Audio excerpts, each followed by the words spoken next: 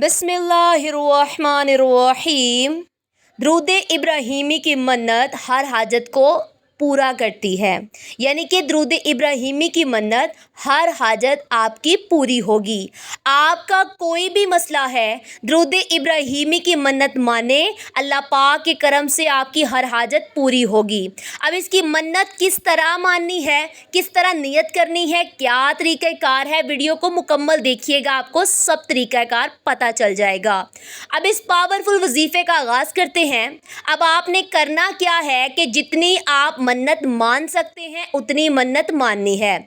मिसाल के तौर पर अगर 1000, 3000, 7000, 21000, यहाँ तक के 1.25 लाख की भी मन्नत आप मान सकते हैं। अब आपने करना क्या है, इसको करने का क्या तरीक़ाकार है। सबसे पहले अगर आपने 1000 की मन्नत करनी है, 3000 की करनी है, 7000 की करनी है, जितनी भी आपने करनी है उसके लिए उतने ही दिन आपने मुकर्रर करने हैं, यानी उतने ही दिन आपने सेट करने हैं। मिसाल के तौर पर आपको आसानी से समझाती हूँ। अगर आपने 21 दिन के अंदर 1000 दफ़ा दुरूद पाक की मन्नत मानी तो आपने 21 दिन के अंदर इसको मुकम्मल करना है। या अगर आपने 11 दिन के अंदर 3000 या 7000 दुरूद पाक पढ़ने की मन्नत मानी तो आपने उन्हीं दिन के अंदर दुरूद पाक को मुकम्मल करना है।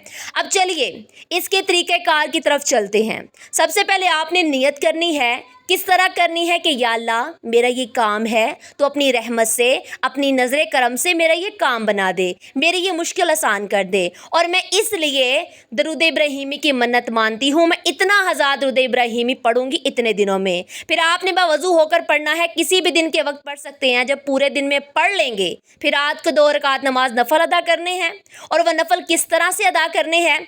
पहली रकत में सूरह फातिहा के बाद सूरह इखलास को पढ़ना है, चाहे 3 बार पढ़ लें, 7 बार पढ़ ले, 21 बार, 41 बार, जितनी बार आप पढ़ सकते हैं, जितनी आप में ताकत हो। लेकिन हर बार बिस्मिल्लाहिर्रहमानिर्रहीम ज़रूर पढ़ना है।